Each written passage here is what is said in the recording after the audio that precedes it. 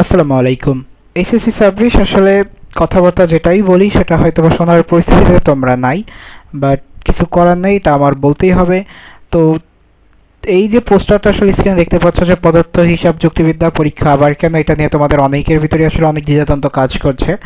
তো আজকে সংসদে মাননীয় শিক্ষামন্ত্রী বিষয়টি সম্পূর্ণ ক্লিয়ার করে দিয়েছেন, তো আমরা সেটাই দেখব এবং তোমাদের সাথে বিস্তারিত আলোচনা করব যে আসলে এর পরবর্তীতে তোমাদের পদক্ষেপ কী, বা তোমরা আসলে যারা যারা এই পরীক্ষাটা তোমাদের ভালো হয়নি তারা কীভাবে কী করতে পারো। তো চলো আসলে কথাবার্তা না বলে আমরা একদম ডিরেক্ট ভিডিওতে জাম্প করি।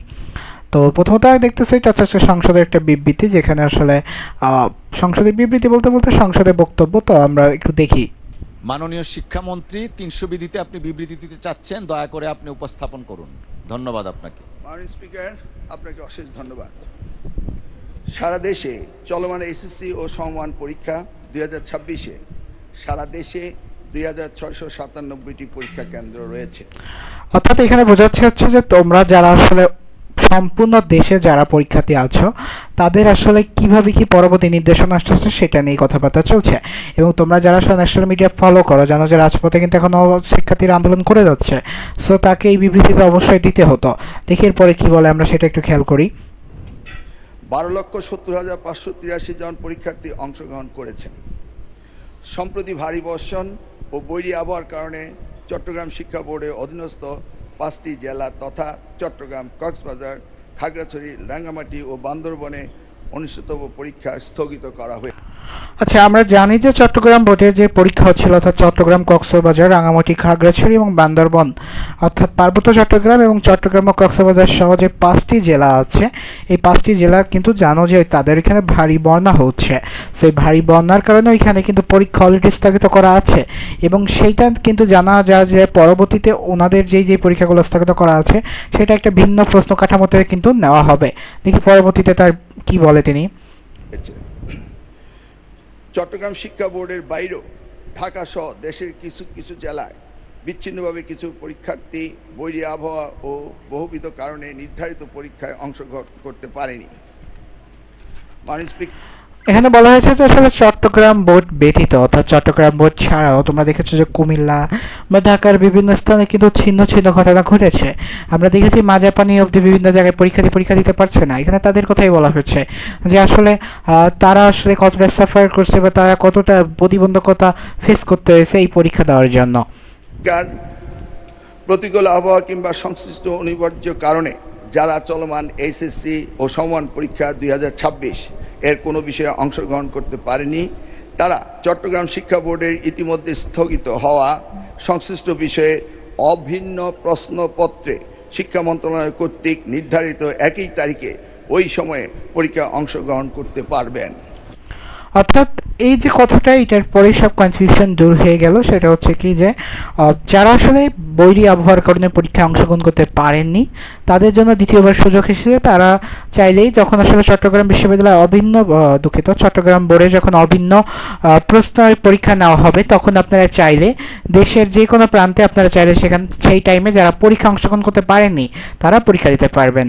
যদি আসলে আপনারা পরীক্ষা অংশগ্রহণ করে ফেলেন এবং ইভেন আপনারা জানেন যে 16 তারিখে কিন্তু ফিজিক্সের প্রশ্নে ভুল ছিল, তো তাদের জন্য যেটা হবে সেটা পরবর্তীতে আমরা দেখব। কিন্তু যারা আসলে পরীক্ষা দিতে পারেনি তাদের ক্ষেত্রে হচ্ছে আপনারা যখন দেখবেন চট্টগ্রামের বোর্ডের যে পরীক্ষাগুলো যেই ডেটা হবে, আপনারা আপনাদের সংশ্লিষ্ট বিদ্যালয় বা যেই প্রসেস যেখানে আছে অর্থাৎ আপনাদের যেখানে পরীক্ষা হল আছে আপনার প্রয়োজনে তাদের সাথে একটু একদিন আগে যোগাযোগ করে নেবেন, বা হোয়াট এভার যেই প্রসেসটাই হোক আপনি আপনার টিচারের সাথে আপনার কলেজের টিচারের সাথে কথা বলে নেবেন যে স্যার আসলে আমি কি করতে পারি। তো সে যখন আপনাকে একটা দিক নির্দেশনা দিয়ে দিবে তখন আপনি চাইলেই যে আপনার পরীক্ষায় অংশগ্রহণ করতে পারবেন। এবার দেখব যে আসলে যারা আসলে পরীক্ষা দিয়েছিল কিন্তু প্রশ্নে ভুল আছে তাদের জন্য কি পদক্ষেপ নেওয়া হয়েছে।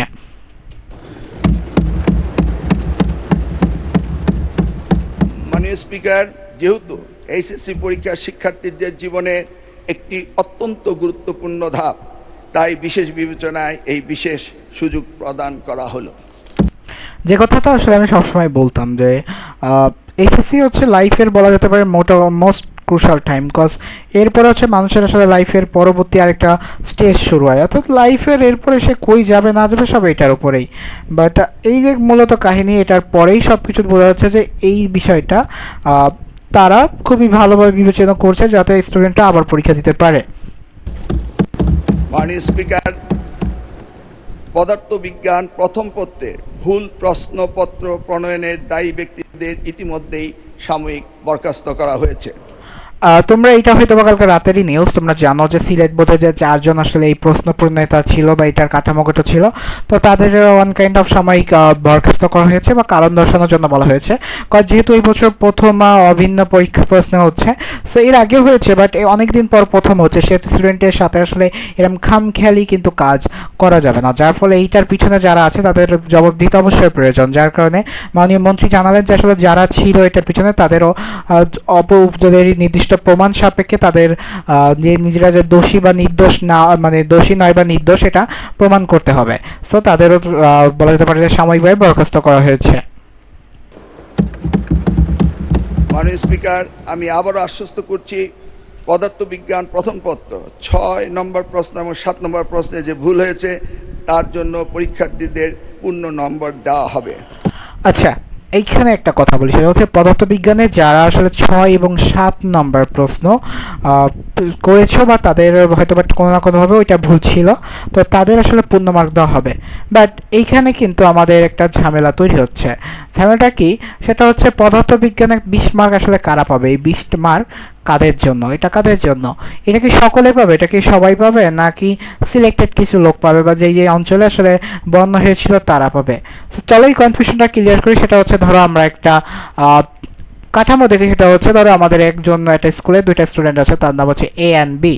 সো এখানে এ ও অলরেডি ওই যে 6 এবং 7 বাদে অন্যান্য যে সিকিউগুলো আছে, অর্থাৎ ও অলরেডি 5টা সিকিউ করে ফেলছে। আর বি করছে কি, বি ওই 6-7 মিলায় 5টা সিকিউ করছে। এখন দেখো, যদি একে এই যে 5টা সিকিউর মার্ক তো পাচ্ছে, ধরো এখানে 7 করে পেলে 5-7 35, আর ওই 6-এর সাথে যদি মার্ক দেওয়া হয় কত হয়ে যাচ্ছে? 55। তা 50-এ 55 কখনোই পাবে না।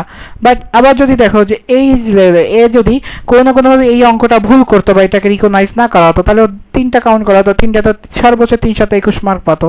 তাই এই জিনিসটা আসলে ক্যালকুলেশন মেইন জিনিস হচ্ছে এই গ্রেস মার্ক আসলে কাদের দেওয়া হবে? গ্রেস মার্ক তাদেরই দেওয়া হবে যারা আসলে 6 এবং 7 নম্বর সিকিউ বা এই যে চয়েস কোয়েশ্চেন তোমরা করেছিলে বা ক্রিয়েটিভ কোয়েশ্চেন যেটাকে বলে, সিকিউ মিনস হচ্ছে ক্রিয়েটিভ কোয়েশ্চেন।